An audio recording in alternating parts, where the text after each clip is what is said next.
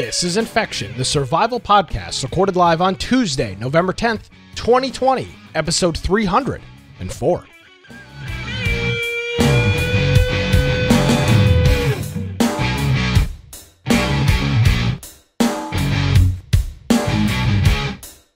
Hello, ladies and gentlemen, boys and girls. Welcome to another episode of Infection, the survival podcast. Infection is your source for the latest information on survival video games.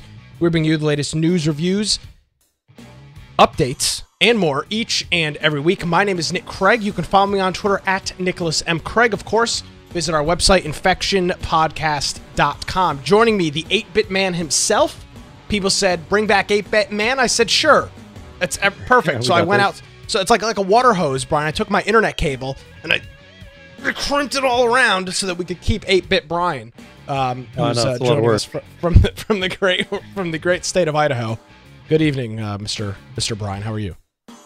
I am doing well. Hey, if you want to find me at Brian Aldridge on Parler, and you probably, I don't know if you've noticed, a lot more people are joining Parler lately. I don't think I follow Parler. Also, you can get me. Huh? I don't think I follow you on Parler. I'm on there. I think I follow you. We probably are. You probably did, just didn't realize it. Or you can get me at biteoftech.com, and that's my blog. There's also different ways to contact me through that. If you want to contact both of us or join other people that listen and view the podcast, you can do that go to the right-hand side of our website at infectionpodcast.com. Click that button. You can do it either through a mobile app, you can do it through a desktop app, or even a web-based use, so you don't even have to install anything if we want to use it. We also have our Steam group. If you want to get a notification before the live show, notice last week we had a show on a different day. If you happen to have been sitting at your computer and you're a member of that group, you would get a notification and let us know that, hey, you can jump into the chat and join in with the game giveaways and things like that. We also have our YouTube channel that you can watch video after the fact or watch the live stream, our Twitch, which is live, BitChute, and DLive. Or if you want to listen to the audio only forms, you can go to the lower right-hand side, and they've got those for desktop apps, mobile apps, all kinds of different things there. You can click whichever is most appropriate for you. And also our extras channel that Judd does, and you can click that and see the pre and post shows that get posted there. We also have on here show notes for what'll be 304 episodes of the show up to this point. So if you're listening after the fact or watching after the fact, you're more than welcome to go on there and follow along, click some of the links, maybe watch the videos locally, and that will help you for after the fact recordings. If you want to support us, I'm sure we'll hear some Prime Gaming subs through this, or you can go to amazon.infectionpodcast.com and humble.infectionpodcast.com if you're going to be purchasing things coming into the holiday season. Yes, sir. Yes, and hopefully we'll have a couple of those coming in. So, all right.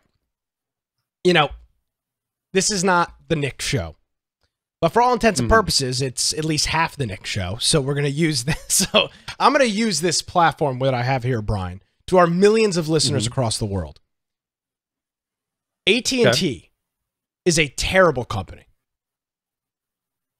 They have terrible customer support. I can deal with a crappy product, or at least a crappy solution in the interim, if somebody's willing to rectify the issue, right? I think most people are like that, right?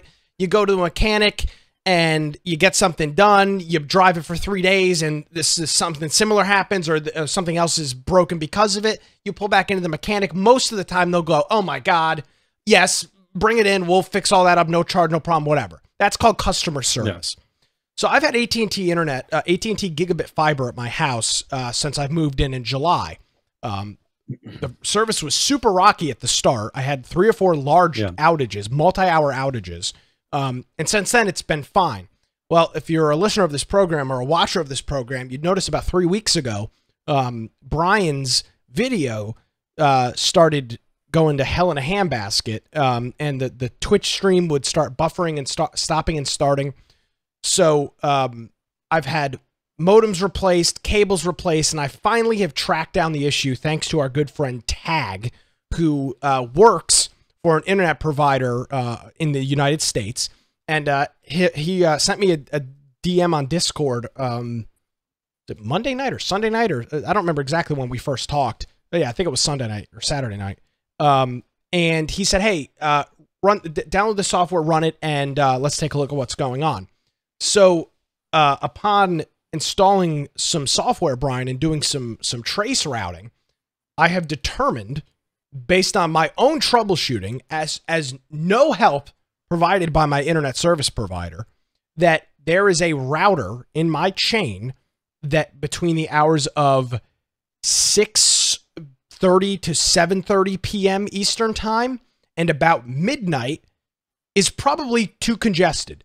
Because starting around 6:30 Eastern time, I start dropping anywhere between 7 and 15% of my packets, which is perfect time, right, for our show. It's the perfect time for our show. And also, that time also happens to be the peak use of the internet. That's when most people are getting done with dinner. They're sitting down on the couch. They're pulling up Netflix or YouTube or Hulu, whatever it may be. Peak hours of the internet on the East Coast. Well, troubleshooting back and forth. I can't get anybody to look at it. The AT&T will not respond to anything I put on Twitter. I've sent them multiple tweets. I've called multiple times. The last technician I talked to last night at like 10 o'clock pretty much told me I was SOL. I could file a complaint with AT&T's legal department. They would respond within 30 business days, and then we would see what happened from there, which is unfucking believable. I mean, that's delay you until you just stop. Well, and there's no guarantee of anything. So they want me to mail out a bunch of paperwork. I have to get it notarized, by the way. Mail out paperwork, pay to go get it notarized, print out a bunch of screenshots of a trace route, shove it in an envelope. God knows if it's going to get to its destination, if the Postal Service has got any sense about it. It's going to get to a lawyer in Atlanta, to AT&T's legal department. They're going to open it up, and then I'm going to just cross my fingers that, oh, and by the way, 30 days from now, Brian, we're knocking on the door of Christmas, so I'm sure that, you know, the text, everybody's going to be crackpot on my issue 2 weeks before Christmas, that they're going to resolve my issue. So AT&T's customer service has been absolute garbage. They are unwilling via phone support. I can't talk to anybody else. I have no way to get in touch with anybody else. I've asked to speak to managers, asked to be escalated. They tell me there's nobody available, and they've pretty much given me no choice but to switch providers, which is what I've done. And I've got an outstanding bill with AT&T right now. They can kiss my ass. I'm not paying it. They can take it to collections. I don't need a credit score. It can sit on my credit record for the next 8 years. I don't give a shit. This customer service experience with AT&T has been terrible. And I'll say this as a public service announcement to anybody that is moving or has the opportunity to upgrade to AT&T. Stick with your cable provider if they're providing you decent service. I was super excited, and literally one of the things I looked at when purchasing a house was, could I get AT&T gigabit internet? This house had it. Great. It has been nothing but a hassle ever since. Their customer support sucks. They're unwilling to help their customers, and they have now lost I'm going to have slower speeds at a more expensive cost with Spectrum, and I'm very happy to do that. And as much as I may hate Spectrum and hate their pricing, if you have an issue, which I've had in the past, both on a business and a residential side, they actually will troubleshoot your issues. AT&T has pretty much told me to go fuck myself. That's the result of my last couple phone calls. Plain and simple. I'm like, log into my equipment. You can see the delay. Oh yeah, we'll send a letter to our legal team. And it's I'll see if I can get the exact verbiage of the letter. Oh, where did it go? It's here it is. It is a notice of dispute, Brian. So they want me to mail this thing out and send this into their legal department, to the Office for Dispute Resolutions at AT&T in Atlanta, Georgia. Fill all this crap out, print out screenshots, describe my issue, and attach supporting documents if I wish. And then, if necessary, please use the reverse side, and then ask what relief you would like from AT&T. I'd like you to fix my damn internet, which they are unwilling to do so. So, well, and that's crazy that you can tell that company's been around a long time if they're falling back on you, printing something out, attaching screenshots that you've printed to a letter, and then sending that in the mail. I mean, that's absolutely useless. Well, it's useless, but the other thing that I don't understand, AT&T is one of the largest, they may be the largest communications company in the world. They've got a cell network. They've got their residential internet network. They own what, DirecTV or Dish, one of those. They're a huge communications network. Yeah, Tag says you need to attach an 8-bit photo of me and say, here is the issue. Yeah, I mean, I'm going to drive down Atlanta to the Office of Dispute Resolution and put my foot up somebody's ass. That's probably what I'll do. But the fact that they make it out that there's nobody, that's been the thing that's frustrated me more than anything else. By the way, so if you say, oh my God, Nick, you're being ridiculous. I work in customer service. I work for a managed service provider. I talk to people all day, every day. My literal job is to fix their issues. It is my job. I work in customer service. I work in customer support. And the just inability and unwillingness to try to troubleshoot my issue has been eye-opening to me. And well, that's one of the reasons that I don't get my provider is because my provider has always given good support. They give the best speeds, good price, decent price, not the best price. But where our server's hosted, so we host our game server at my dad's house because he has fiber, which has a better, I mean, I get gigabit down, 50 megabit up. He gets 100 down, fiber, 50 up. And I could do gigabit for an extra $40 a month, but we're not using the bandwidth of the 50 up currently. But here, I could host it here, but just the latency is so much worse on cable versus fiber that I prefer it being there. But here, I use cable, and I would kind of struggle. Maybe I would probably try fiber here, make sure that it was a good experience. But my cable here has just always been, if I have an issue, I can call them. You get to a person in the US who you can talk to directly, who's actually an engineer. They'll come out to your house and check all your wiring and work with you. Any problem, they've rerun the wire, from their box all the way to my house just to make sure I get a good connection that works with my gigabit. So I don't know. Internet providers are tough because usually you have so few choices. And here, either I go with DSL, which is 40 meg down and 5 up or something. If you're lucky. Or if I'm lucky, or I go with cable. I know that T-Mobile, they're starting to roll out these versions that are wireless, but it's just not going to be the same as a cable connection. Yeah. And so that's something that I'm wondering, once like Starlink, for instance, from that they're working on rolling out, that's going to be 100 megabit worldwide. Maybe that will make a little bit more competition. I mean, the best thing we've talked about in here plenty of times, competition is the best thing to give better service to people. The second that you take away competition is why socialism and things like that generally don't work out, is because if you don't have competition, things never improve. And you always go to the basic level. And the AT&T does offer the best price for it. I was getting a gigabit fiber, Brian, 1,000 prior to like 3 weeks ago. I was getting 1,000 megabits symmetrical for $60.98 a month with tax. Unbeatable price. Yeah. But if it doesn't work and their customer service is unwilling to support it, God forbid we hadn't have a big hurricane or something this year. I can only imagine what it would have looked like. By the way, we did have a hurricane and they were up the entire time. So it really, really sucks that I have to switch away from them. I maybe in the future I'll get them back and have 2 connections. Obviously they're expanding too quickly, because if they're hitting points where the bandwidth for the different pieces of equipment along the path are getting too congested, well, they need to either up the equipment there or spread out the load across other routes, and that may take them a bit to do. But I'm sure they have it on their list. I mean, I can't imagine them ignoring that and having bad service for a huge section of the city for months and months. Oh, I think if I could have got I tried to buy a set of static IPs last night to just see maybe it's my route. See if it made a difference. Yeah. They would not let me buy static IPs. They're like, we don't support that for your account. I'm like, I want to pay more to potentially resolve your issue that you're unable to troubleshoot. and they told me no.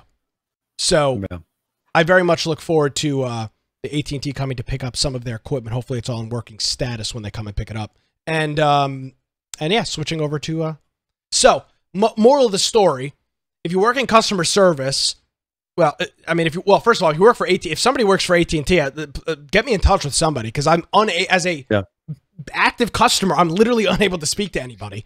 But secondly, this will be hopefully the last week of this crappy connection between Brian and myself, which is actually holding on pretty decent this evening, but still not anywhere near where it needs to be. What about even like a business package bringing up? Because that's one thing I did do here to be able to qualify for certain things. I upgraded my home to a business package. Like I said, I was a business connection for a period of time. Then when the perk of that went away, or the reason that I did it went away, I rolled it back to a home one. I wonder if they give you different technical support. Yeah, I don't know. I'm not paying for it, so they're done. I'm done.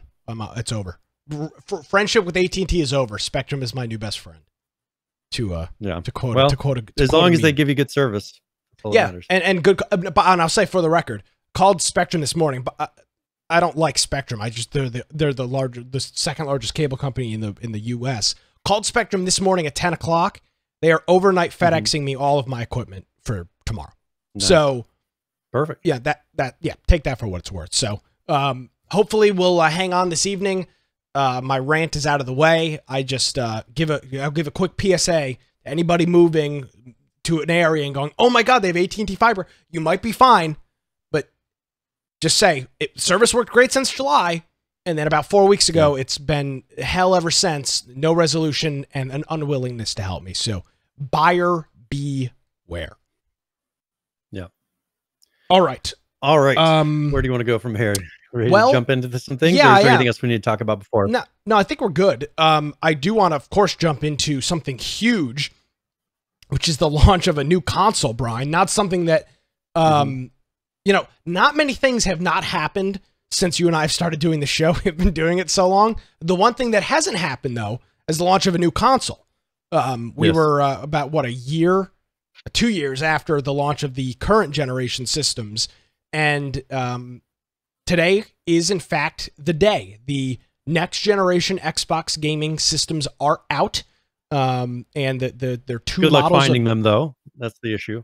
So, yeah, I saw a couple of interesting things today. One was, well, first of all, you can't get these. And I'll say this, Brian, you and I both talked about this months ago with the start when this first started with all the Corona stuff and all the delays and supply chain issues. I said there was not a chance that there was going to be enough of these devices available. There never is anyway. Add on top of that supply chain issues.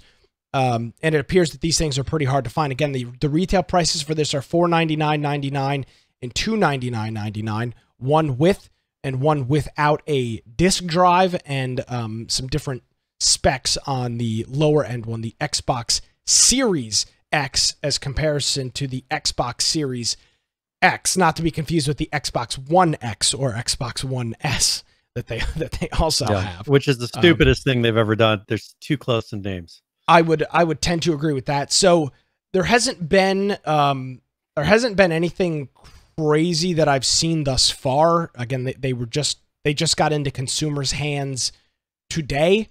So we don't. I did hear there was an issue. I heard there was an issue with the external storage. I thought that was on the PlayStation. Was that the PlayStation? I thought the one where you can't play games off external storage. Is that what you're talking about? No, I think there was an issue with like it overheating or something. I did read about a heat issue on a PlayStation. I did read a heat issue about PlayStation. Maybe it was PlayStation. Now, I have heard about overheating issues on PlayStations. That some of the test ones that they have in stores are sitting there and overheating. And so that is an issue, having them sitting on. But there's a lot of people that have their Xboxes and PlayStations on for many, many hours. So that could be a very real issue. This is the reason that Xbox struggled so much with the 360 early on, was overheating issue. I mean, I have an Xbox that I only played for a couple months, and I made the mistake of taking it apart. They sent me a box unit, but the problem is I took it apart the day before, and it kind of ruined the warranty on it. And so I just stuck it in a box and never played it again. But that was a very, very common issue. The red ring of death on the Xbox 360s, and it looks like the PlayStations have those this time. The Xbox seems to be, I'm seeing a lot more positive things on the Xbox currently. A lot of people are, first of all, we'll talk a little bit about exclusives. That's been something I've been saying since the Bethesda deal. I think they're going to keep going for exclusives. I think the biggest selling point of Xbox, not only hardware being better, but it's the titles. It's the Game Pass. The Game Pass is actually a Game Pass. It's not a streaming service where the only thing you can really get through PlayStation is PS Now, which is a streaming service. Most people don't want to stream, especially competitive video games. But the Xbox lets you install all these games, similar to the ones that you get for free on the PlayStation, monthly from the PS Now, or for the PS Plus. So first of all, there was a report put out, and it says Microsoft is looking to buy Japanese studios. So this is something that they're continuing to do. They're looking for other studios that are making games so that they can include them in their Xbox Game Pass for free. Today, the EA access that has all of the EA games is now bundled into the PlayStation's Ultimate, I think they call it, their level of their pass now includes all EA games in it. So it's now going to have all Bethesda games, all EA games, and then whatever other purchases they manage to make. The new Assassin's Creed Valhalla is going to be included on the Game Pass day one. So I mean, if they can get enough of those big titles included, the Game Pass almost pays for itself. If they can maintain getting those big titles every couple months. Yeah, I mean, we've been through this. I don't want to rehash it all over again. Yeah, I completely agree with that. And I obviously, I think a lot of people, myself included, think this is possibly the last big console launch. I think it's possible that the next generation of consoles is more of a Google Stadia kind of thing, where it's a much cheaper device that's maybe $100 or $150 and has got a monthly Game Pass is a required service for it or whatever. And it's something like that. I think there's a possibility that this is the last large console launch. Maybe they've got one more after this, but again, you'd be pushing 2024, 2025, and I mean, who knows where we're going to be in terms of, it's going to be, bandwidth is really the big thing. Who knows where we're going to be in terms of bandwidth in those years to come forward. Of course, you mentioned earlier Starlink, and now both AT&T and T-Mobile are both rolling out unlimited home 4G wireless connections. So depending on where we stand on those, I think that's a real possibility. But I'm noticing one thing here, Brian, and maybe I don't think maybe. I think my age obviously plays a huge part of it, as I'm not a child anymore. Well, at least legally I'm not a child anymore. There really is there's no pizzazz with the console launches this year. I saw that they were coming out today. I read a couple things about it at lunch, and that was about it. I really don't care. Well, and I think part of it, not having that super exclusive. There's not a title that's like, I can experience this and it's going to look awesome compared to what it looks like on the X1. And get, because right now, if I go buy the Xbox today, what game am I going to go play on it that's not going to look almost identical to, other than maybe something will have ray tracing turned on, but how's it going to be that much different than my current Xbox that I have? I don't see anything that's drastically different that gives me that kind of awe, shock and awe of, wow, this looks amazing. And maybe once a couple different titles come out, once Cyberpunk comes out, something else comes out that actually is made for the new generation of console, then it'll be a reason to go out there and try it out. I'm reading an article here. Xbox Series X launch games. Assassin's Creed Valhalla, which is the new Assassin's Creed game. Fortnite. That's the second game on this list from CNET. Fortnite. Cuisine Royale, which is another cooking. It sounds cooking, but they're holding guns. Oh, that's that game. It's like a battle royale where you have like strainers on your head. Remember that one? Remember seeing that? No. You have like kitchen utilities and stuff. Oh, really silly game. Yeah, okay. Which, by the way, has been out on Steam. They have like new little trainers instead. Now, this has been out since 2018. NBA 2K21, which is a new game. Dirt 5, which is a new game. WRC9, which is another racing game, also new. Borderlands 3, which is not a new game. That's been out. Mortal Kombat 11 is not a new game. Bright Memory, don't know anything about it, not a new game. Evergate is a Nintendo Switch game. Tetris Effect Connected. Perfect. I mean, this console is $599 before tax. And CNET, take it for what it's worth. Second game on their list is Fortnite, a free-to-play battle royale game. You're going to go and after tax and another controller are going to spend damn near $700 on this thing. And the only real new first title is going to be Assassin's Creed, which is the same reskinned garbage every 2 years. You'd be a jackass to be running out on day one of this, buying one of these. There's nothing to play. And you say, oh, well, Sony. Yeah. Sony doesn't have any of the exclusives either. There's nothing available on launch. Cyberpunk's not even out yet. The big next generation game, the holy grail of gaming, the GTA 5 equivalent of this console generation, isn't out for a freaking month. Yeah. They should have delayed this. I mean, with Christmas, that's a tough thing. They have to put it out before Christmas because they want to. Nobody's going to buy one. Nobody's going to be able to buy one anyway. You're not going to get your hands on one. So who cares if it's available for Christmas? Sony and Microsoft. Amazon, I looked on Amazon, and the minimum price is like something to buy them.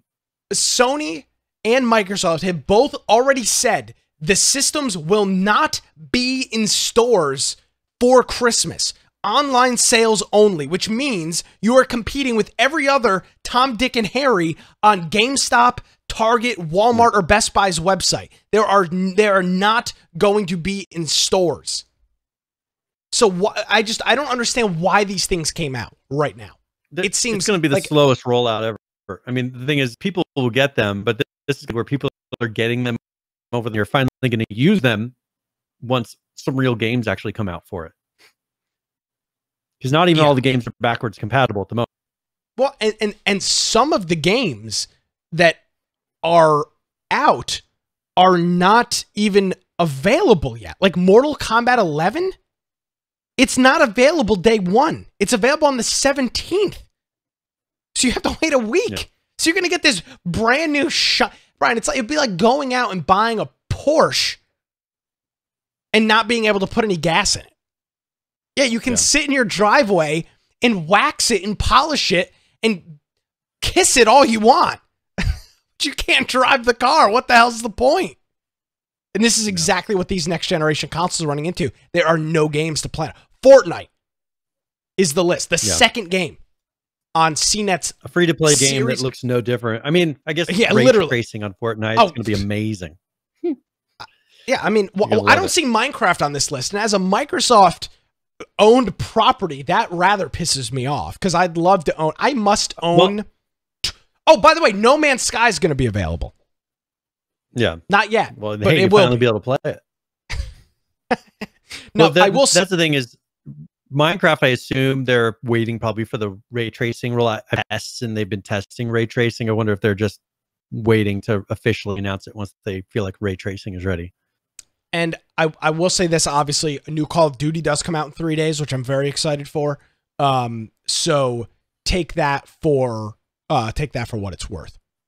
So that's the new thing, but that's also going to be on both generations. So that's where we stand. Not a launch I'm excited about. I know I've seen a couple posts on Twitter and Facebook of people wondering where they can get one. I've seen some tweets of pictures of people, because by the way, the Xbox is huge. Like, I don't know if you've seen the pictures of this thing. It is massive.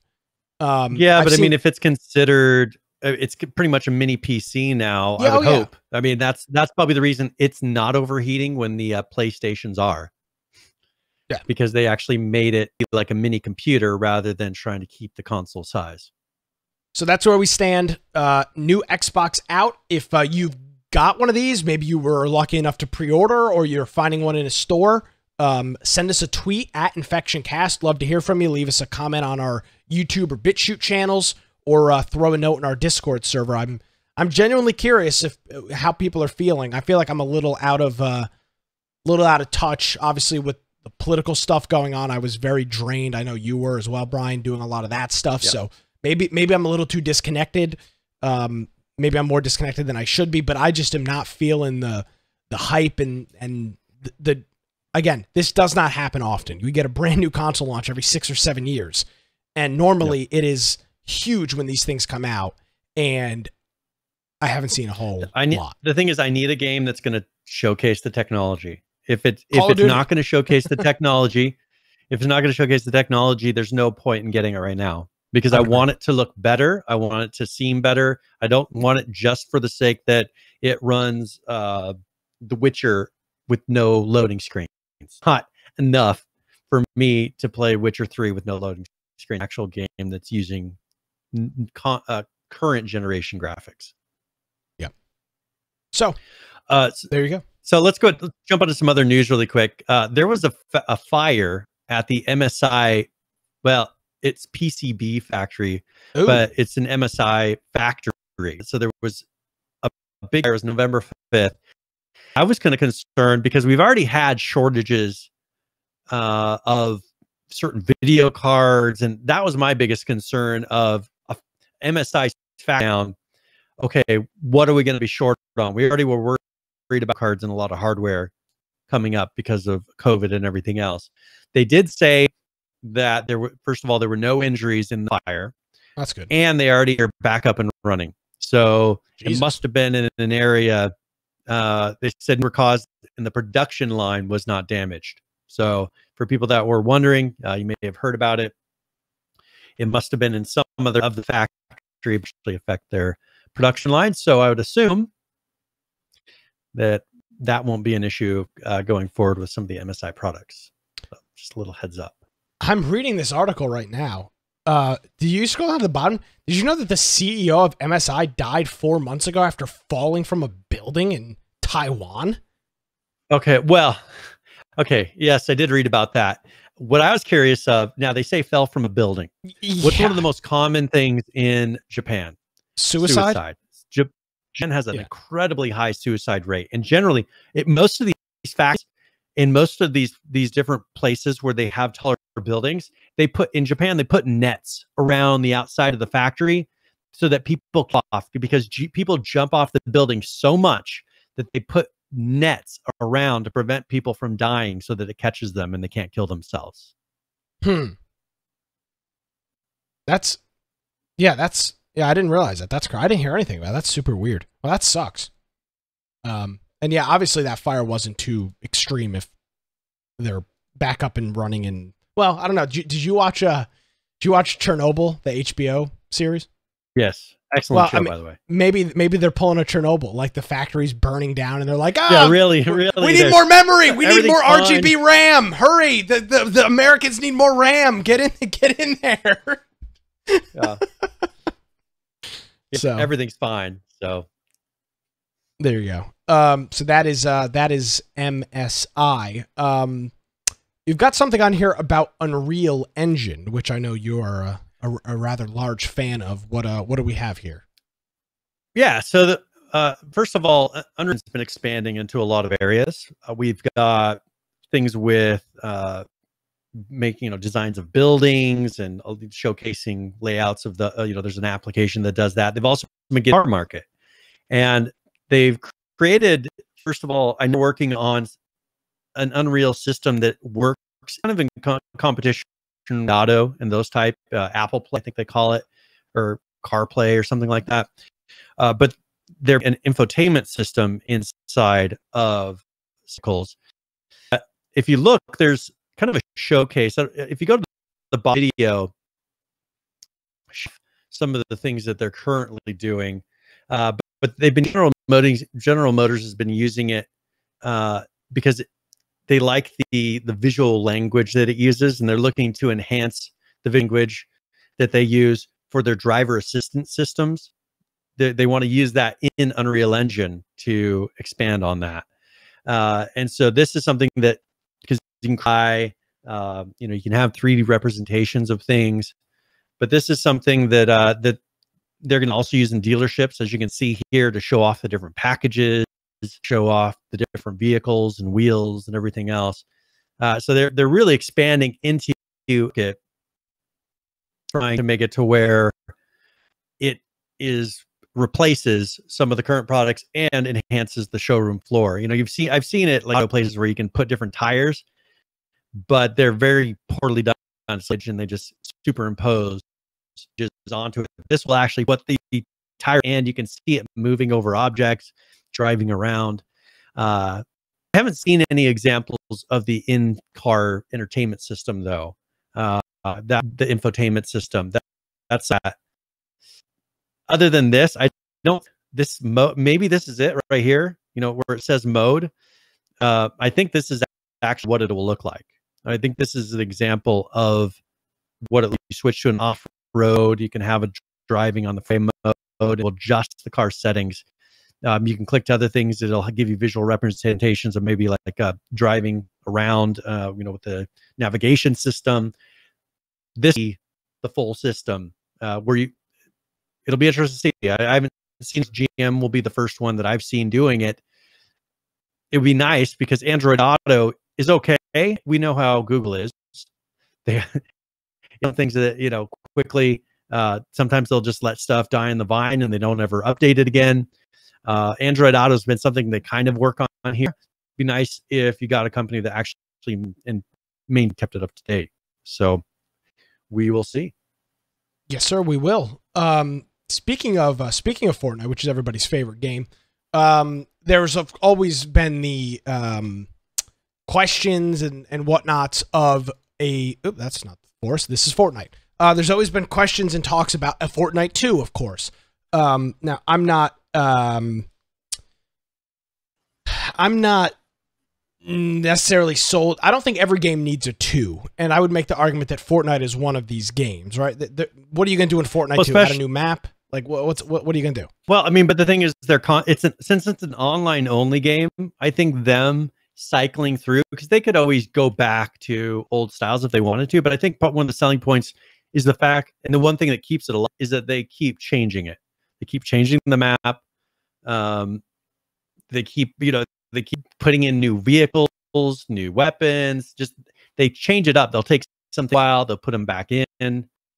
So I don't know. I think with this, it doesn't need a 2.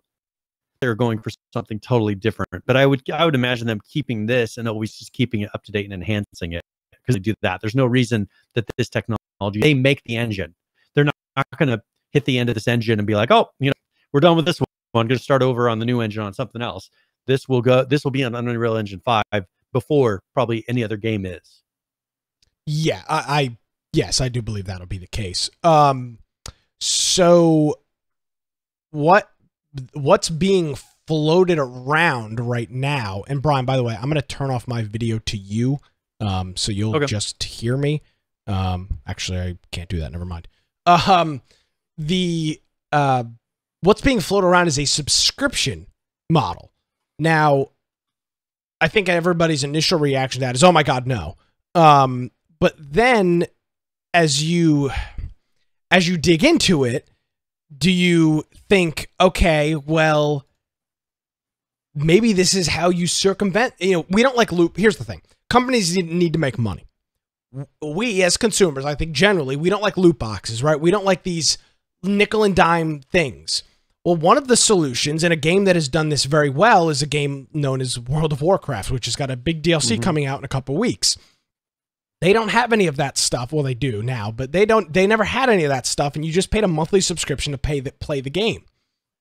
So Epic apparently is shopping around the idea of doing this same thing. They're working on a survey, apparently, that leaked on Twitter, which they are looking at a monthly subscription, and they're asking players' opinions on two different price points, $15.99 and $18.99, which is outrageous for a game like Fortnite. And I don't think you'll have many people jumping at that. Well, okay, but wait a minute though. Imagine the person that, first of all, already subscribes to the pass, this pass, because that's included in that fee, and also is constantly buying V. So, let me look up how much is 1,000 V-Bucks. Because $10 or something. I don't know. Okay, so 1,000 V-Bucks is $10. The season pass is probably what, $15 or something. So that'd be about 3 months worth of season pass. That kind of works out. I mean, buying those things, you get a little extra than what you would have gotten without it, right? I think that is kind of the thinking of, they're giving you, if you did buy those every month, if you bought V-Bucks and you have the season pass, you're getting that plus a little extra.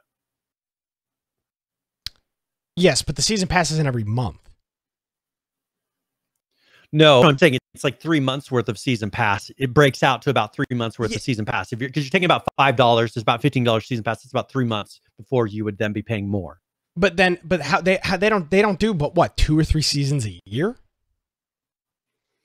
It seems like months they're doing a new season. So, okay, yeah, maybe that is the case. It's probably about that time. So I think, though, for me, one of the larger things here that is, no matter how much money Epic makes, it is very expensive to operate a game like Fortnite. The more users they have, the more success that they have, the less money they probably actually make. And I know that sounds a little convoluted, but it costs so much to operate a game like Fortnite. Or any of these always-on games, especially the free ones like Fortnite. Eventually, Brian, this becomes unsustainable to do as a company, because you have to keep servers active for your player count. And if they're not spending money, now they did back in, we looked at what they made in 2019, and it was some ungodly number. But eventually that runs out and that stops. And you can't do it forever. Bandwidth, for the most part, stays pretty consistent in its price. So the more users you have and the less that they're spending, overall, the less money you're making. And I wonder if this is a way that they're trying to curtail that a little bit, maybe looking into the future, because they haven't made but $10 maybe off me, and I'm not an active player, but there's plenty of people. I would say you probably have over 50%, and I'm just pulling this number out of thin air, but I'd say you've probably got 50% of the players, Brian, that aren't buying things. So they are, for all intents and purposes, a cash drain on Epic. Yeah, and that is the issue. The season pass help a lot, though. I think the V-Bucks system, you have a hard time getting parents to pitch in for that. I mean, there's the kids that stir and pester, and we've talked about it before. I think the season is something that a parent is much more likely to go into. Now, a $15 subscription, on the other hand, I don't know that that's going to be any equal to a parent.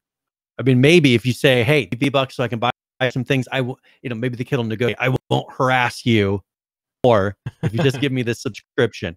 And that might be the way to do it, because with season pass, they have to ask every time, right? Maybe that's what they're viewing. Maybe that's what they're kind of seeing. The season pass, they have to ask. With this, it's automatic. Get the parent to agree once. It's a $15 a month charge. Then you never have to ask again. Then they'll forget about it. The parents will just see the charge on there. They won't think about it. Even if the kid stops playing, they probably won't even think about it. To get them locked in, the kid doesn't have to ask every 3 months. That seems to, I think that's probably the logic they're going for, because that's the demographic they're aiming for, is the junior high to maybe high school kids. Yeah. Well, I'm not sure that a subscription model for a game like Fortnite is going to work. But there is, in fact, a survey that apparently is going to be out there at some point that asks about subscriptions and some pricing. So it does appear that Epic might be looking at that model. And if you don't realize this, there is a huge impact on the way that Epic moves in a market, right? If Epic decides, hey, we're going to go to a monthly subscription, you'd be foolish to believe that others might not jump behind them on that. I mean, they do control a large portion of the market and how that goes. And just like they did with the Battle Royale market, Brian, we might be going back to subscriptions. If you remember the early days of mobile phones, right? Every app was 99 cents or $1.99. We got away from all that. Now all the apps are free. They just suck all your data out and put up advertisements. And we've gotten away from a lot of monthly subscription services for websites and things like that. A lot of that stuff is gone. Everything is ad supported. I wonder if Epic and Fortnite might, globally, move us back more towards a subscription service, like you saw in the late 90s to early 2000s, which with a lot of games, not so much, but a lot of web services, lots and lots of monthly subscriptions for different things. A lot of that, for the most part, has gone away. You still have your music services. Those are always going to be that way due to music licensing. But you don't pay to use YouTube. Now, you can if you want, but you don't pay to use YouTube. You watch ads. You don't pay to use Twitch. And maybe Epic. But I think people just see the downside, though, of free to play. I mean, people enjoy, and when it first came out, people were like, "Oh, I can play games for free." All these cool free games. But then you hit the point where it just was constant ads, or they're constantly asking you to buy things, and they make it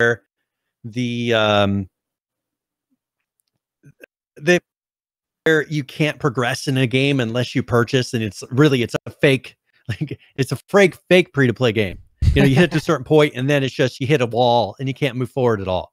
I think that that's how, look, we talked last week about how much was it EA is making on loot crates, billions of dollars, 3 months. That is something that I think people are now realizing, the play is a lot more expensive. And I think I personally would be happier without free to play. I like it when I get the whole game. That's what I like. Wrong. You're wrong. You're wrong. You're not thinking this through. You're telling me, right here, right now, you would rather pay $13 to $17 a month for 4 games? No, not per month. Either I would like a subscription to where I'm getting the pass through Xbox. I'd either like that to where I get the full game for a subscription price similar to Netflix, or I'd like it to where I'm buying the game outright. Where I own the game and they can't, and there's no monthly fee. Okay, but what about but that doesn't answer this question, because this to me is dangerous. Or if it's the thing that provides me servers, right? If there's me servers that I need to pay for, then do that. Like World of Warcraft, I pay a subscription for that. Play it, right? They do have a free to play model to take people who want, but they hit that wall where you're just messing around. I mean, kids can do it, but you're not going to get anywhere. If it's a serious game, I'll pay for it. But that's kind of the downside of having everything on servers now. Have it to where they're maybe through a season pass. Have it through a season pass that I can get access. That's how they used to do it. You would pay it. You'd get something extra through like Black Ops and things like that would give you access to the online play. I would do that, but have it when the base I own and I get everything with it. Don't nick with skins and everything else if I want to buy it. Have it so I can earn the skins in game or give them away in the season pass. Don't sell games in skins to me when I purchase $70. I know, but you're not okay. But let's talk about Fortnite, because there is no base game, right? There's no campaign. There's no there was at one point or whatever. There's not anymore. PUBG, there's not a base game. Yeah. These games going subscription, I think, is a terrible idea, because if you want to play 4 battle royales, you're dropping at least $60 or $80 a month. If a subscription price like this, if this model was adopted by everybody, that seems like a disaster. Well, but I think they're marketing it wrong. My thing is, I think that they're putting it across as a subscription service when they could sell it as a service of, okay, the season pass costs this. You have to repurchase it. We're offering you Pass Plus, where you get the season pass, it automatically renews, plus we give you all these every single month, and have it to where, you know, you're getting the V-Bucks at a discount and it's paying for your season pass. It's the season pass plus whatever the cost V-Bucks is at a discount, maybe 50% off or something. I think that would be a better sell than saying, hey, we're switching to subscription service for Fortnite. I think people would be more likely to say, oh, I can, because I've done it before, you know, where they can pay a monthly thing, and I say, hey, I want an annual. Give me 2 months off for annual, or I'm, you know, and I'll pay this much. I'll do that. Like I don't mind that kind of thing. I don't think doesn't seem to be how they're selling it with this. Be that concept. It seems like, oh, we're looking at a whole service, which doesn't feel like an upgrade to me. The whole other product they're trying to sell me. Yeah, we've got some people sounding off in chat. Arrow says, "Give me tape. I show him season pass and hold me everyone." So obviously, obviously, lots of people pretty passionate about that in the chat room. So we appreciate all those comments rolling in here during the show. So that's Fortnite. That's the subscription service, and I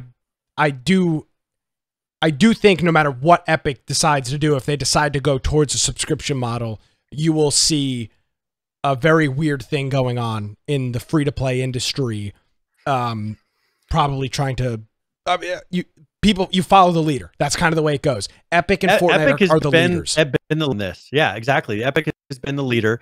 They led with casting, and I think that they found that they made much more money doing pass.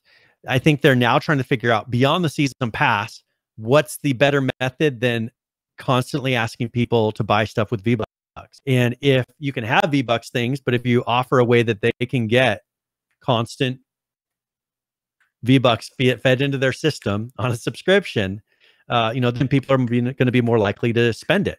Where when you're having, I have to go buy V-Bucks to get this thing, people then feel the burn of it, right? I think if having V-Bucks build up, you're like, oh, I got so many V-Bucks, let's go spend them. I think they're trying to test this kind of the A/B test. Are we going to money off of people in the long run doing this subscription because they all spend the V-Bucks, versus having people make the decision, oh, do I want V-Bucks? Yes. Well, you definitely don't want to be feeling the burn, Brian. You got to be careful with that. So let's talk. We were just talking about them. World of Warcraft. They did their I watched PH sit by 20-minute respawning item things. I don't. My home assistant's going off over here now. Not sure why that's doing that. I'm sorry, Brian. This thing is talking to me. Okay, we've got. I don't know. Turn up the volume. Yeah, I'm not sure what the deal is with that, but I watched some of the pre-patch stuff that went on today, and the DLC comes out in what, 2 weeks? It's about 2. So well, they put it out now, but the actual full expansion is going to be releasing in a couple weeks. Or let me get the exact date. They changed it a couple times. So Shadowlands, it's good. Oh, it'll be at the end. Yeah, so it'll be a couple weeks. Is with WoW, they're offering up until the 9th. They were offering which was yesterday. They were offering a free come back and have to pay the subscription. Pretty much a free weekend, the 5th through the 9th. Okay. And something that for people that maybe were considering, because you could then experience there, because there's so many changes. I talked about the level changes and the whole starting experience. A lot of people who haven't played them, they gave them the 5th through the 9th, which sucks is when they did it, more than a week early, so we can't talk about it in the show until after it's already happened.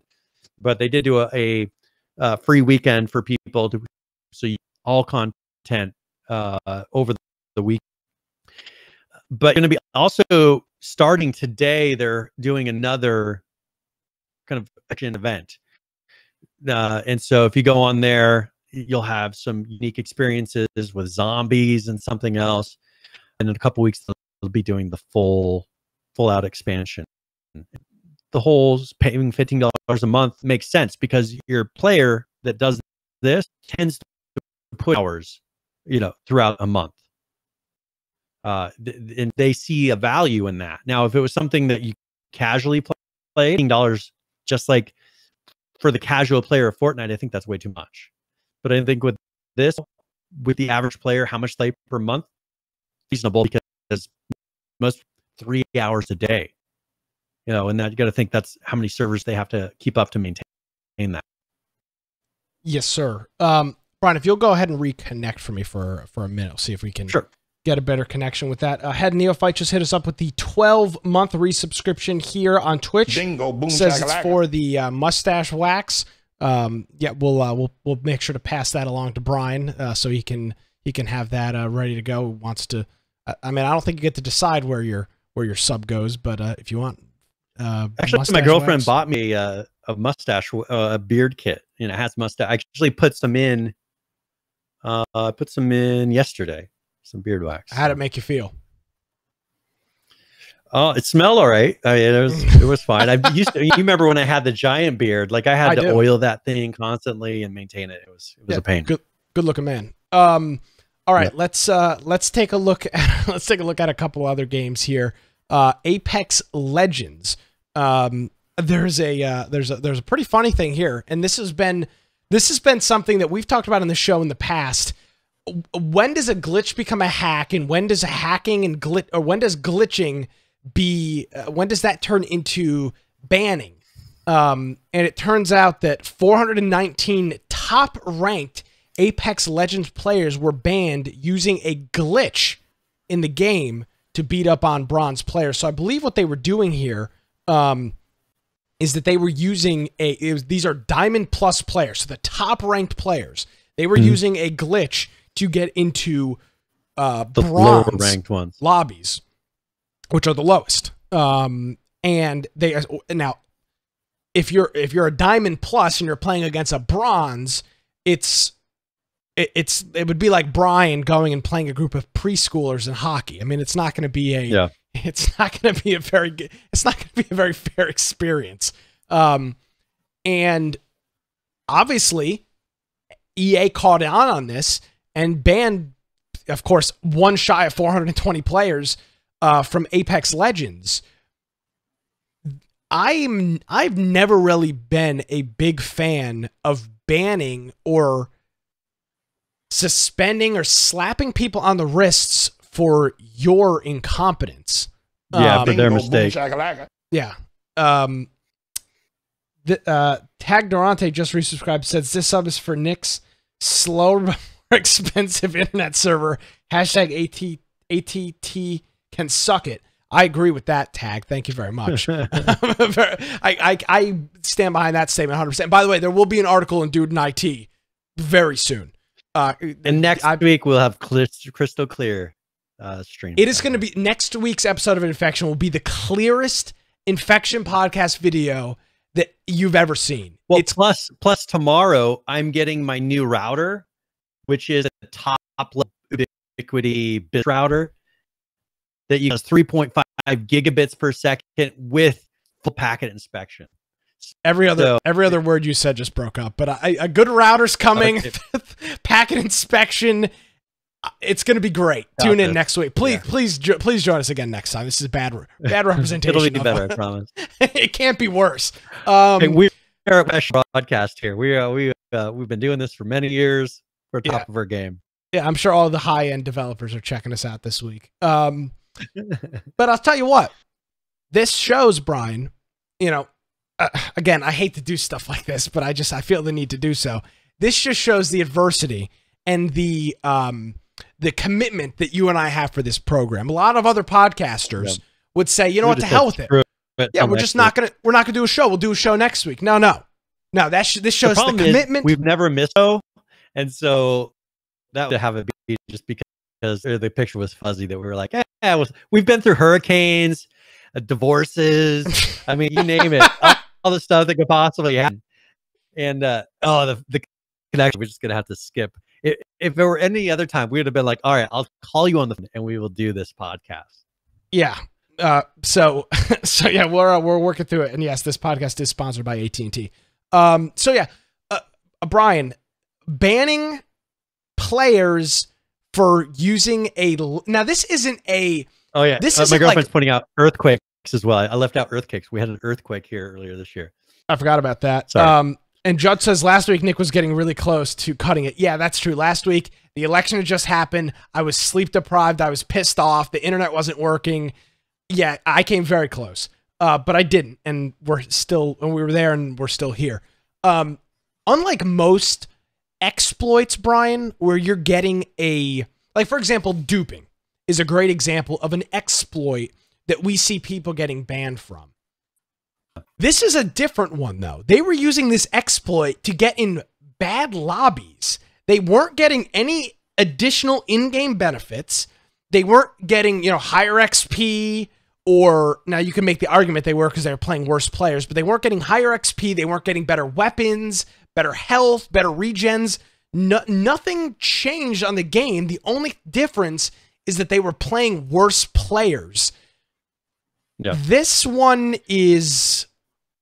that was raising the rank, though. I mean, are they looking at that at all? That it was raising the rank. Win. Yeah. But I don't know. I don't think they should have banned these players. Yeah. For this type of a glitch, as they're calling it, I do think it's a little extreme. Now they're going through and doing something that really negatively, like perhaps stealing currency or something from another character, something that was badly affecting the other character. This was maybe creating a more negative for the other players because they were getting stomped when they were like, okay, I'm in this lobby, I shouldn't be getting stomped. But I think it's something where they should have this happening, patched it, and said, all right, this isn't going to happen anymore. Even with maybe they could even take away some rank from them. Said, hey, if you're doing this, de-ranking you a level or something because you put some extra ranks from it. But on other games, like whenever they ran these, they would just do a server wipe, clear inventories, and no one was really worse for the wear once they fixed the bug. And I think that this should have been dealt with, is clear out, do something a little. Yes, sir. So there was also there's a new season. Season 6 is ongoing right now. Season 7 is going to be the new one. Is the new one. And there's going to be some changes. Have like Teenage Mutant Ninja Turtle. Oh wait, no, that's different. Take that back. There's another game. They're doing like Teenage Mutant Ninja Turtles for their theme, which is nothing like this one though. Yeah, they're doing seasons and they're making it easier because they were running into the dailies were too hard, and so they redid the season 7 dailies so that it's easier to get them done every day, because it was just, I guess, we're complaining about how difficult it was to actually complete dailies at the current things. If you're on the left, that was all the things that they have. Now they've really cut it down and just made, for instance, deal damage in a match, was 300. They put down to 2. Survive time, you had to survive for 45 minutes, I don't know, 45 something, and now 15 minutes. Bins was 50, now it's 10. I mean, they railed this down. Yes, they did. They definitely did. So yeah, that is that, and some of those. Yeah, I was talking about Smite. Smite's the one that just Teenage Mutant Ninja Turtles for their season pass. Gotcha. All right. Well, can we announce a game giveaway, and then we'll roll into the new Rust video. All right. So we'll do action point giveaway. We'll have this be 60 where, and you also must be a follower. I'm going to give away a copy of Darksiders 3. And this, if you've played the Darksiders series, but this is more of a kind of not an RPG. Let me get up things so it gives me the real, but it's kind of a hack and slash action type of game. This one has a female protagonist, different than the previous Darksiders, but this is Apocalyptic Earth on Darksiders 3, a hack and slash action adventure where players assume the role of Fury in her quest to hunt down and dispose of the 7 sins. So this has mostly positive ratings. That was released in 2008, so just about 2 years ago, and this is an RPG. So if you're interested in that, right now it is, they showed the deluxe edition, $59.99 current, and we'll be giving it away for free. Exclamation point giveaway in chat, and by the end of the show. Yep, you can go ahead and enter that in chat. And now we'll take a look at Rust. We've got a new update here from our friend Shadowfrax, and we'll discuss right after this. Greetings, survivors, and indeed friends. Shadowfrax here with your weekly development care package containing all of the essential news supplies, such as some exclusive pictures of progress on the Happis rescue attempt, the HDRP backport, and this thing on my face here. But first, according to YouTube stats, none of you are subscribed to me, so make sure you correct that straight away. Maybe you could even accidentally brush up against the like button whilst you're at it. Right, so it's the beginning of a new month, I think, and therefore a patch should have just happened, so let's have a lightning recap on what you can expect to see on your next trip to the world of Rust. This update was called the Stables Update, and regular viewers will know that this means there are now 2 Stables monuments which should spawn on default servers.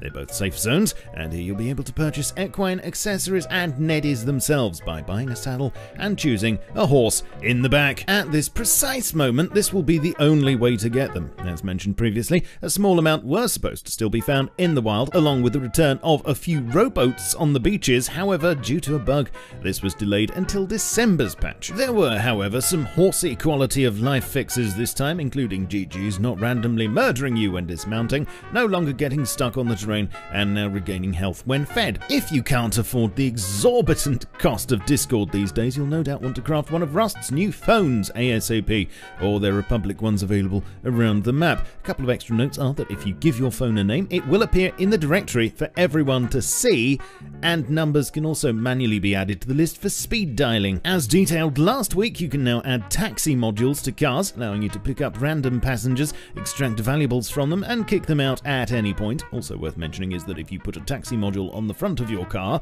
apart from not being able to see where you're going, you will gain an external trade flap, which could be useful for drive-by transactions. In order to get players to actually use cars, this month there were also a load of cost reductions to make them more attractive to own, along with a new car parts loot box and a slight overall reduction in engine power. As forecast, Rust now has weather, which means much more variety visually, wetness at times, and a ton of convars for server owners to play around with. You'll find a full list of them on this month's dev blog, or just pause this screen. Just remember that if you're running any of these from the F1 console, then you need to prefix them with SV or they won't work. As well as this, road signs are now harvestable, you can change your view model over to being left-handed with a convar, and storage monitors can now be glued to vending machines. Picture frame glass should be even less dark, and for server owners, the convar server.logo image was added to allow you to specify a URL for a circular server logo for use in the Rust Plus app. Alright, over to works in progress, where there's a lot of experimentation still going on with AI, although it is still just experimentation at the moment. More work on the work cart branch and train tracks for us to trundle around on at some point, and a refresh to the supply drop artworks apparently being undertaken. More on this when I get it. Okay, so I have managed to get hold of some details of how the Happis Island rescue attempt's going. This is of course the long-needed rework to Rust's main official non-procedural map, which had deteriorated somewhat and was almost chucked in the recycler. The entire northern side of the island is being overhauled and expanded. There'll now be more flat land along the shore, 3 ice lakes, and reworked ice on the water. These shots are all going to be from the editor, I must just say, and so shouldn't be taken as final. The launch site is getting a general snow up and a polish, the northwest is having a full facelift with a refined shoreline, and the junkyard is being fully remade. Caves all over the island are being trimmed, so there'll be less impenetrable cave bases. The desert in the south is being expanded further west toward the lighthouse, and there'll be more coastal islands here, along with a complete rework to the island's road system, including plans for some road tunnels here in green, although as with everything, this is all subject to change. The HDRP backport, which involves a load of art assets and textures which were made for the HDRP branch and that are now going to be merged into the current version of the game, is going pretty well, and here are some recent shots. Just note that it's a work in progress and some stuff isn't converted properly yet, so this isn't the final product. As you can see though, the rock textures in particular are looking far superior to what we currently have. It looks like a few monuments are getting a facelift to go along with this, with a full redo of the satellite dish scene, which will include sewers, and a bit of a change to the sphere tank as well. I have seen both of these, but I'm going to hold off showing you until they're more polished, so stay tuned for that. There'll also be light changes to the airfield and moderate changes to the military tunnels and sewer branch. And yes, what is this cappuccino stain on the front of my mug? Well, the team have decided to support Movember this month. Yeah, finally they're catching up. Awareness of men's health, and the way you can do this in-game is to buy the Movember moustache item from the store for $5. I feel like I'm going to be pressured to keep my moustache. Oh, you might as well now. Splendid. Alternatively, November. Able to, yeah, I know. Why? I mean, you're not going to shave it now. You got to at least wait until next week. Channel Magnum PI by wearing the stosh and shades at the same time. Cough, cough, hint. Sorted out, face punch. Join me on Twitch for streams of things, or maybe just head over to my store and buy a Subject to Change shirt. Why not? Links will be down below. You can also follow me on Twitter, Facebook, Discord, and my Steam group to stay up to date, and support me directly by becoming a patron like these chaps here on the right. I shall catch you all soon, of course, but in the meantime, keep calm and stay rusty. Cheerio. All right, cheerio to Mr. Shadow Frax as we roll on with the program. Couple cool changes: the phone directory, horses, mustaches, barns. And barns. Yes, which but it's pretty, I mean, it sounds like they're working to my prediction of a Western open world. No. That was not your prediction. Your prediction was space. No. That was the second prediction. Now, originally I said Western, which we kind of missed. No, you never said Rust was going to be a Western. You said Western in games. I said Rust is, but I'm saying maybe they're going to fulfill my prediction about there being a open world Western style game.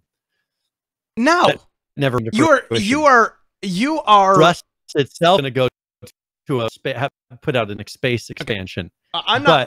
Remember originally I said. I can pull out my book. I am not having this argument with Robotic Brian. The reality is Rust is not going to be a cowboy game. Your prediction was Mars or the moon or some space. It was not Rust being a cowboy game. I wasn't saying and you are not. Hold on a second here. I'm in charge of this ship. You are not going to pull the wool over the eyes of me and the Infection Podcast audience, Brian. You are a liar. I said, okay, so the second prediction we ever made in this book was next major game genre will be open world Western survival. Yeah, I know, but this isn't an open world. There. No, they're not. They're adding horses and barns. That's not open world. No. Yes, it is. Fake news. Open world survival game. Rust is an open world survival game. Yes, but it's not a cowboy open world survival game. Just because it has a helicopter. They got mustaches. They've got horses and barns. They are going there. They're so are you telling me? Hold on. Okay. All right. So you're telling me if a game has a car, it's Gran Turismo, or if a game has a plane, it's Microsoft Flight Sim. Hold on a second. Or if it has a plane, it's a Microsoft Flight Simulator. Is that what you're telling me right now? We'll see. Next, they're gonna have saloons and covered wagons, and then will you finally come around? Yeah, as Bra says, helicopters and RPGs, real cowboy Brian. Yeah, exactly. That's what I thought. Hey, it's kind of like Firefly. It's it's kind of a space opera. It's a different space opera kind of thing. It's a new. It's getting there. It's getting there. What makes this conversation 10 times better is that it's impossible to even understand what you're truly saying. but I think we all get the point. Hopefully the wind generator spins faster, Yeah, in the cowboy game. So that's Rust. And some of the things tuberculosis, that'll be the perfect question. Yeah, you've died of dysentery. Let's cover a couple other things here. We're going to probably be running a little short tonight, and that'll work out because of some of our technical stuff. But Dead Matter, we've got a couple things from them, including a blog summary, which I believe is going to cover. I believe it's going to cover this patch right here, which is patch 0.5.0. So let's watch. Well, I'm not sure, but we can come back to it because. Watch it and let's make sure, because there were days between these posts, so I wasn't 100% sure they didn't cover. Gotcha. All right. Well, here is an update. This is from Mr. Atomic Ducky, I believe is his name, and he'll be now bringing us official. These are sanctioned video updates. These are promoted by the folks over at Dead Matter. So let's check this out. And we'll discuss right after this. Welcome back to the channel. Another Dead Matter update this week, which means another video to cover it in an alternative audio format from yours truly. If you haven't watched these before, you can expect this video to cover all of the blog updates' main points for those that would rather listen than read. If you're looking for developer interviews, overviews of various systems within Dead Matter, and mechanics being built, or just see some early closed alpha gameplay, you can subscribe to this channel and you can find those in my Dead Matter playlist. Reggie kicks off this update with a special thank you to the veterans of Canada and the US, with Remembrance Day coming up on the 11th. I'd like to extend this to both active and former serving members of the British Armed Forces as well. Know that the Dead Matter team, myself, and the community appreciate your service. What are the British Armed Forces? Made. Thank you.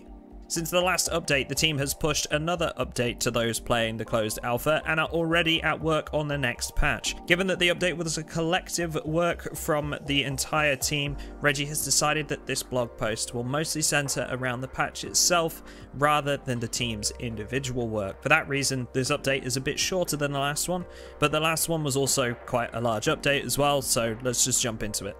The closed alpha version of 0.5.0 was focused on fixing some critical issues that impacted playability, whilst the team is working on the larger scale revamp that was mentioned in the letter from the project lead.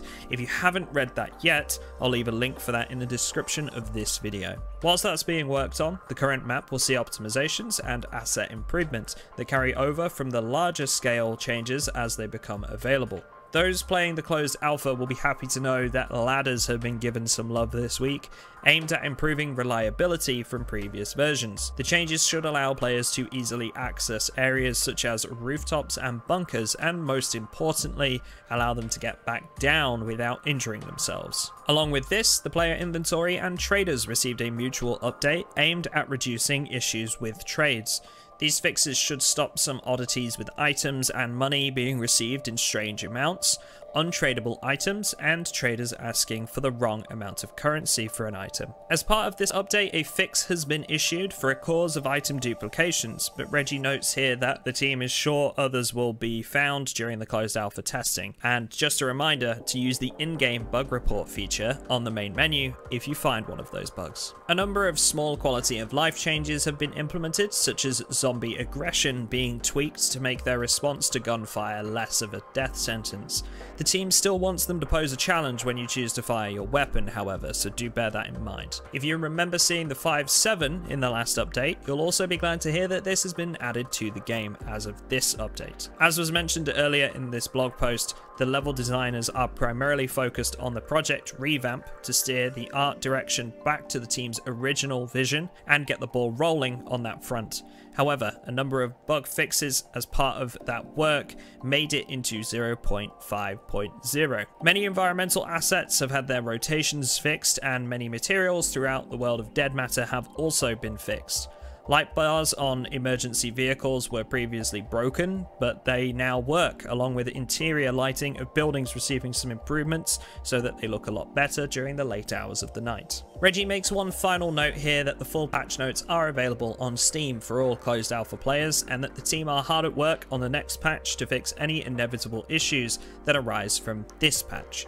That ends the section of the update where we look into changes that have been made to the game itself, but if you remember from last week, the team also started a community roundup to showcase the best of the player screenshots each week and some content from QI partners.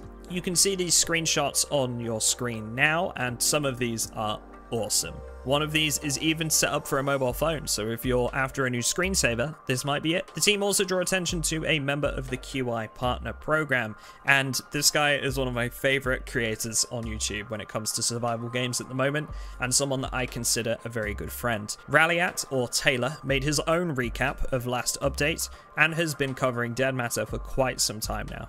Take it from me, you'll want to subscribe to this guy's channel if you're a fan of survival games. That's it from me on this one, guys. Remember to keep discussion to things posted in the blog itself, only due to the fact that the NDA is in place, and obviously we don't want to breach that if we can avoid it.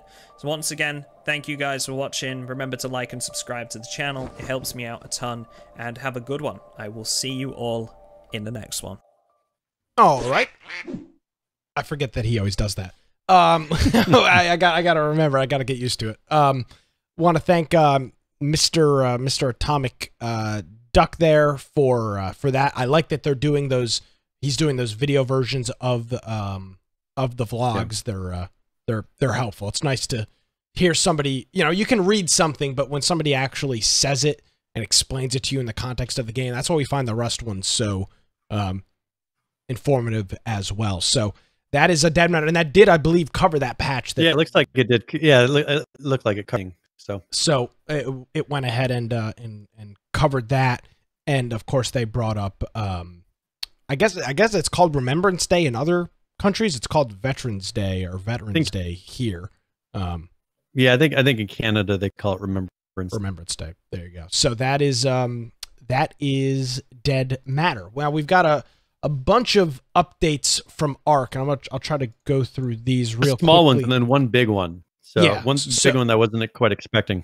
So let's take a look at these real quick here, starting off with 3.15.16. This is a big one, Brian. I know a lot of people have been waiting for this one. Fix multiple server crashes. So we got that out of the way, thank God. Moving over to 3.15.17. Fixed an issue where player characters were not linking up to tribes correctly.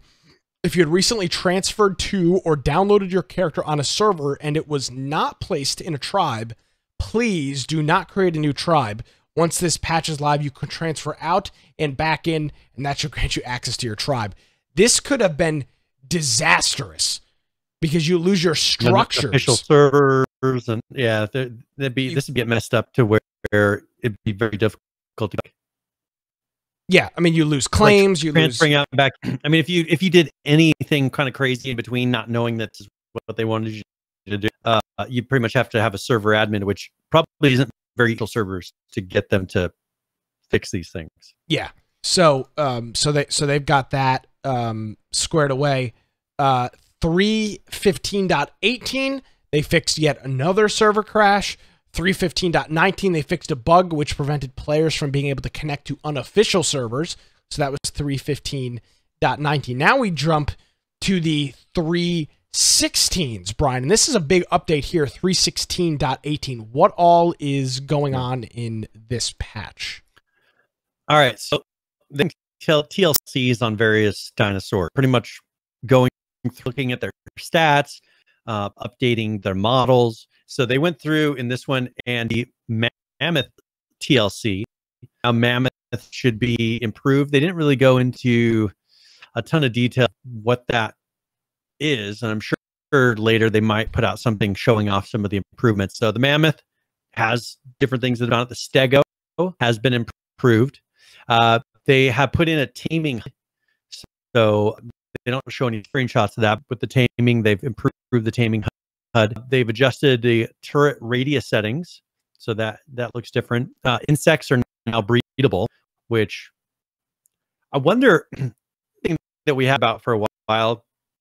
They were going to have a mini game of this where you could actually be the different dinosaurs and you could be the bugs, and they shelved that. I'm wondering if at some point they're going to, them starting to actually work with bugs and things, if they're going to eventually turn that back on. Wyverns are now breedable except for the zone. And that was something. Couldn't you get wyverns though?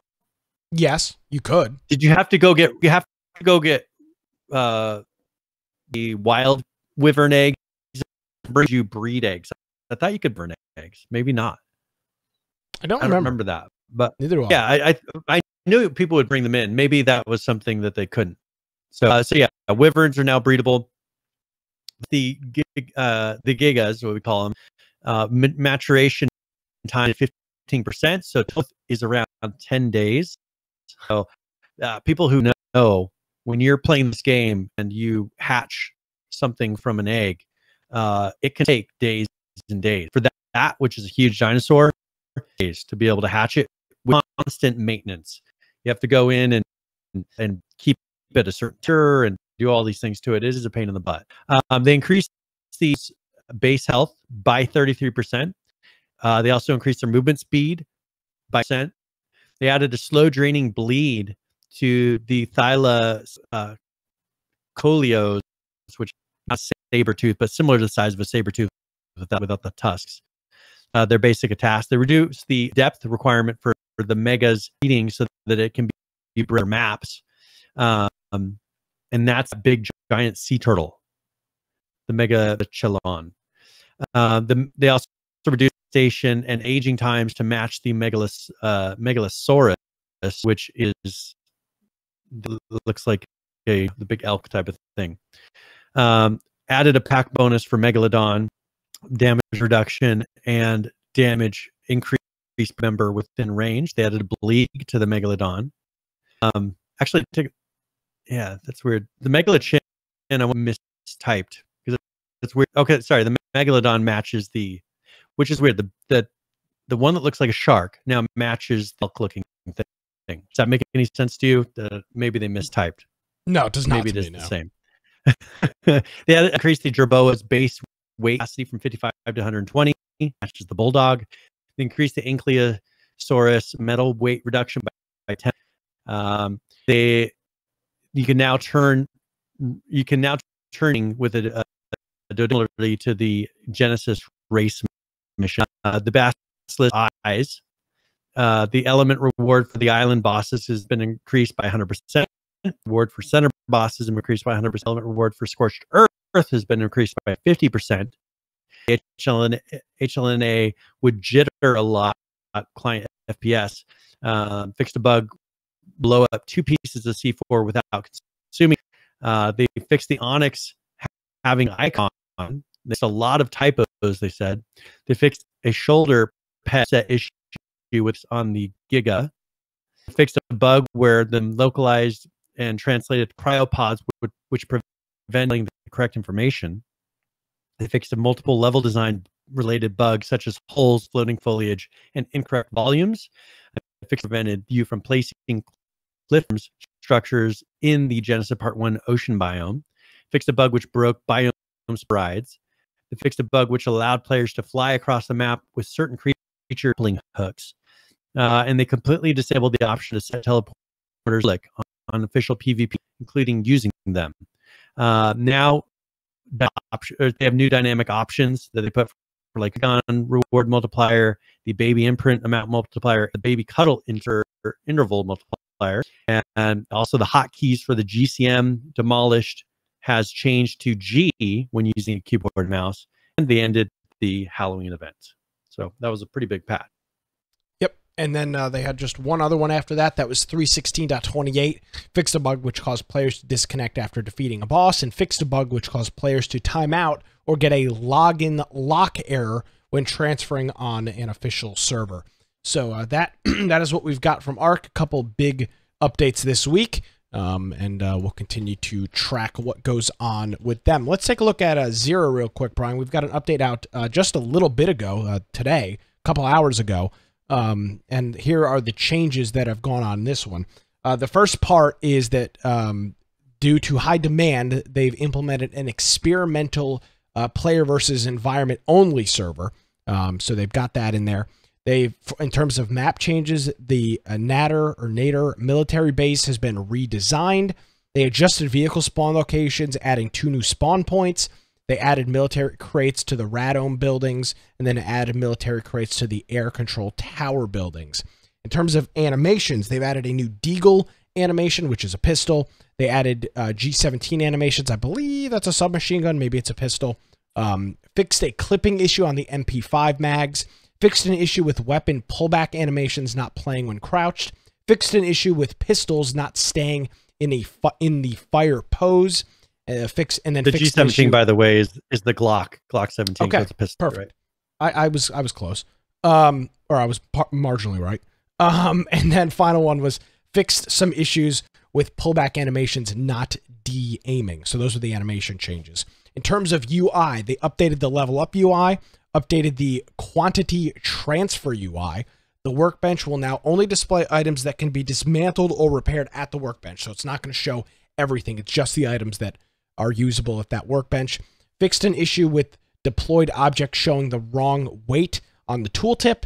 Implemented new notification system for non-obstructive messages while in the inventory. And then fixed an issue with server restart notifications overlapping hostile notices. So that's all UI stuff. In terms of crafting, they've reduced the level required for the EMP to 14. They increased the level required for the sandbag bearer to 17. They reduced the level required for the GP grenade to 17. Reduced the advanced military backpack to 18. Reduced the level required for T3 turret to 19. And adjusted experience given for all recipes. Translations, they've updated the Portuguese and French translations or localizations of the games for that. In terms of parachuting, they fixed an issue which caused parachute position to not be in the correct place when landing, as well as fixing an issue with the parachute not attaching correctly when in first-person mode. In terms of items, various melees will use less durability now. Crafted melees will be more resistant. And then fixed an issue causing ammo to drop at a 0 durability when the inventory is full. Turrets, they will now give back ammo that has been loaded into the turrets upon pickup. So if you pick it up, you don't lose the ammo. It gives it back to you. For binoculars, they fixed an issue allowing first-person/third-person swap when using the binoculars. And then they've removed all of the items that were in the game for the Halloween event. So that is XERA Early Access Patch 7.2, and that hit a little bit earlier on today. So a couple cool things in there: animations, UI, crafting, and then of course removing the Halloween stuff. So that is that's what we've got from XERA. All right, so I wanted to talk a little. I brought a game a couple weeks ago that they'd done a remaster for, or they were working on a remaster, and I got some back of people that used to play those games.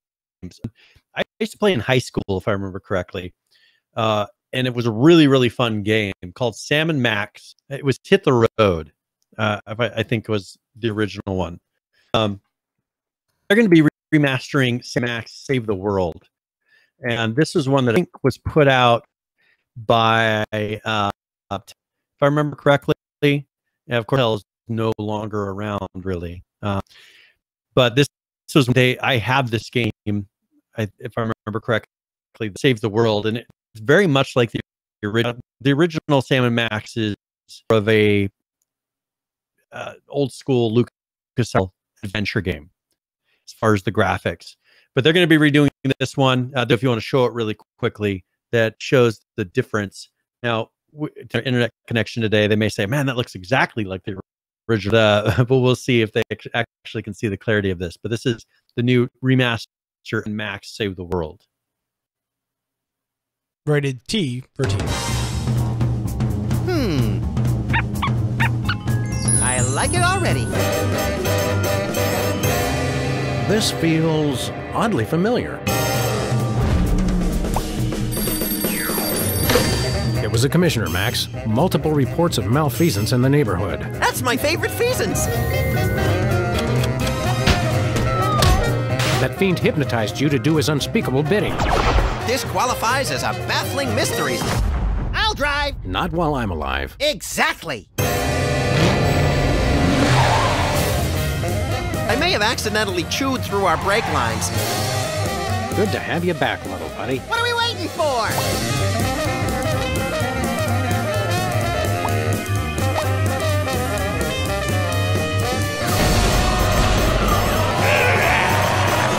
Hold it! Sam, I'm getting confused. You're not the only one, little buddy.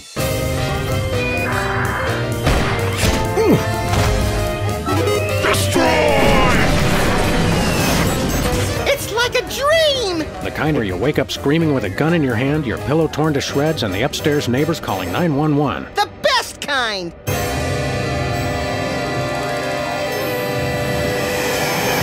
I guess we should get back to work. Not yet. I'm still on my break. Okay, now. Seems like a... So that's slightly more modern. This is a little bit more modern. So the original one was Sam Road. Okay. Hopefully, I'm hoping that if this takes off, that, I don't know, probably licensing you, because this is the Telltale one. The devs that did the Telltale ones are redoing to improve it and make it more modern. I'd really like them to do the Sam & Max the road on that is hilarious. But most people, younger people, your age, you're going to look at it and say, the graphics, it's tough to get past that barrier of the graphics. But if they remastered that, it's such a good game. That's so funny. They already have voice acting for it, because a lot of those LucasArts games, they did voice acting for a lot of the things on them. It'd be really easy for them to remaster that. So hopefully they will. This one they're remastering, but I'm still holding out for the original remaster, and hopefully at some point they'll pick that up if they can get the licensing for it. Gotcha. All right, cool. Well, let's wrap up with this game. This is Satisfactory, and there's actually a video out here that covers, I believe it covers a good chunk of the fixes and bug fixes in this update called the Fluids. But anything that is not covered, we will cover in after the video. So here it is. This is the official update for Satisfactory. It is patch version 0.3.6.5.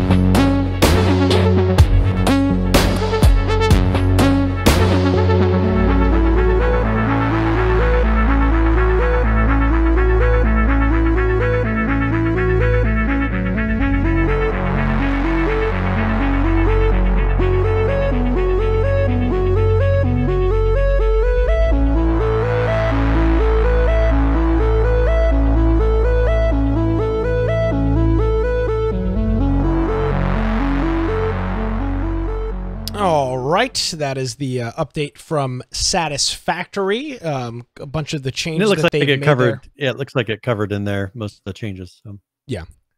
All right. One thing I was going to mention on one thing I thought was funny. Notch, the guy who made Minecraft, somebody posted something on Twitter. What would you do if you were had $1 billion?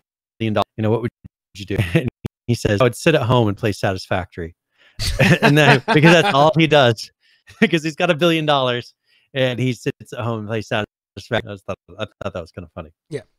Crazy Joker J says they're doing an amazing job on that game. Yeah, from everything I've heard, I haven't played they've been it. improving it. It's not really my cup of tea. But from everything I've read and seen and heard about it and people talking about it, it is nothing but high praise on Satisfactory. So if that in fact tickles your fancy, I don't know. I haven't had anybody badmouth it to me. So take that for what it is worth. All right, I think that covers pretty much everything that we can get to everything now. Important. Now, what did you? There was one thing on the Halo Master Chief. I don't know if we cover that or we cover it later. Yeah, I'll just bring up the fact that Halo 4 is coming to the Master Chief collection, which will make it complete, and that's coming out November 17th. So for folks that I've got it on PC, the Master Chief collection, who were waiting for all of the games to be available on that, it will be available on November 17th, and the collection will now be complete. And hopefully, on a new Xbox, we will have a new Halo game eventually at some point. Yep. So that is that's what. And then maybe we can, if you want, you can watch that video later and see if you want to play it next week. I think right now people won't be able to truly appreciate it. Yeah. So with that being the case, I will let's do a quick current players here. Looking at a couple different games and some people that are playing them. Starting it off with Ark Survival Evolved, currently playing 49,066. The 24-hour peak 73,201 with a 7-day peak of 98,941. All right, Brian, put your thinking cap on for this one. Look at these numbers: 51,525 people currently playing Rust. The 24-hour peak 74,963. And here it is: 7-day peak 101,674. I mean, you talk about doing something right that your community loves, that the players love.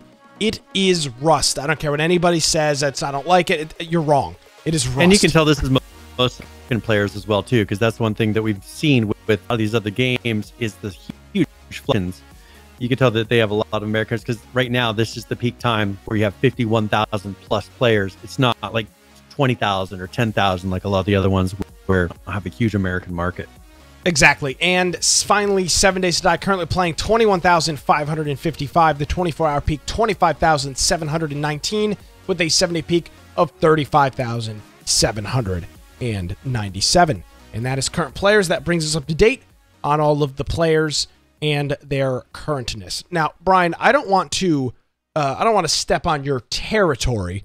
But I do not feel that you doing tip of the week will be very relevant, as we are losing about every third word out of your mouth. So that's fine. We can skip it this week if you want to do that. Yeah, so we can skip it. I mean, I don't feel the need to do it. If you want me to, I can, or we can just. It's a good tip, or you can just do it. I mean, you could try it. Yeah, I mean, you could try if you want.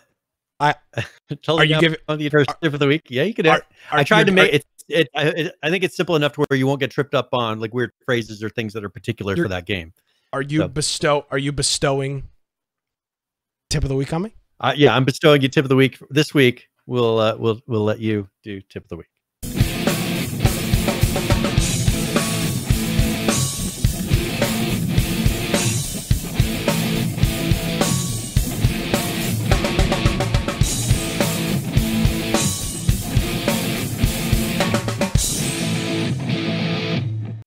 All right. Well, that's Brian. Wow. I mean, I'm a little nervous here. So this week's tip of the week is Satisfactory. We saw that really beautiful video about Satisfactory. The tip for this week is when you're starting out, you want to pick an optimal starting area. Like many other games, your start area is super important. And in this case, you want to keep an eye out for copper nodes, limestone nodes, and water.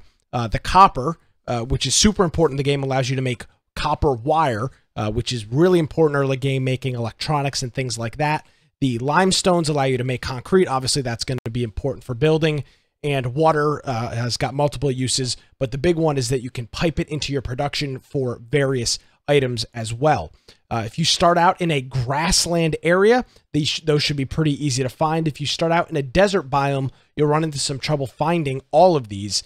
And if you're able to build near all of these resources, you will more easily be able to get to tier 1 and then tier 2 in order.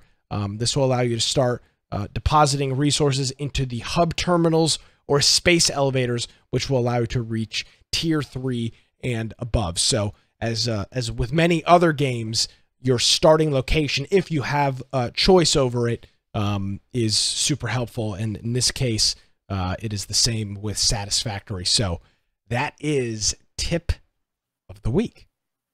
Very nice. Oh, very nice. Very nice. All right, let's go ahead and do the game giveaway here really quick. We'll close and we'll redraw this one. All right, just congratulations, Just for Gaming. And you have won a copy of Darksiders 3. And I'll cheer on Twitch here so that you can redeem that. And that was a $59.99. So congratulations. Yeah, Just for Gaming, a long time friend of the program. Appreciate your support. Speaking of a couple of other longtime friends of the program, Head Neophyte and Tag Durante, both hitting us up with the resubscriptions here during the show as well. So we want to thank all of those individuals and everybody else who is constantly, you know, we were chatting today with Green Man, of course, about Green Man and PH about PAX and all that fun stuff. So hopefully we can get out there next year. All right. I'm out of town this weekend, doing a little project for a friend. So I will not be around. The new Call of Duty comes out, of course, the one freaking weekend I'm going to be out of town.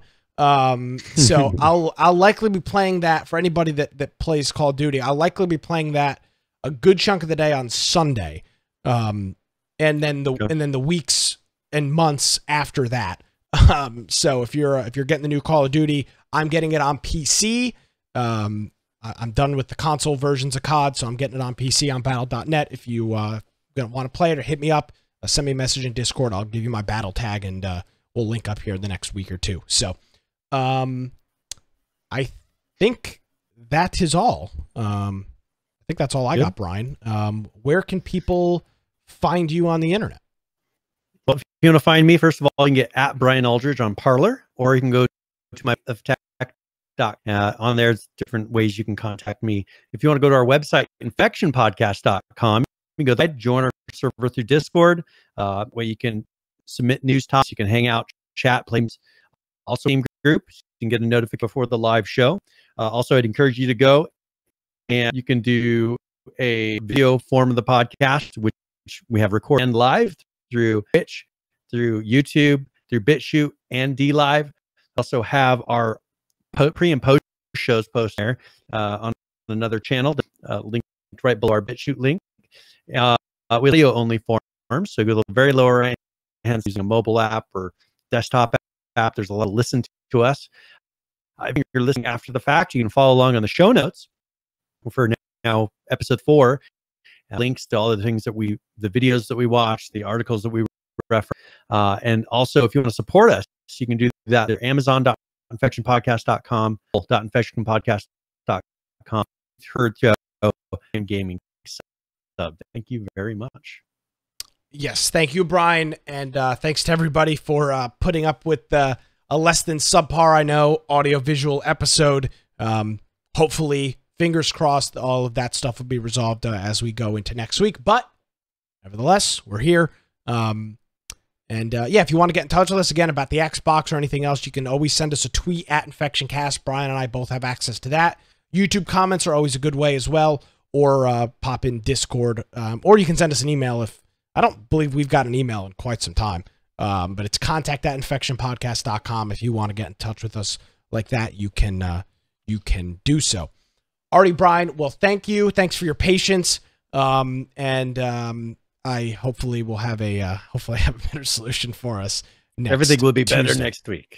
Very good. That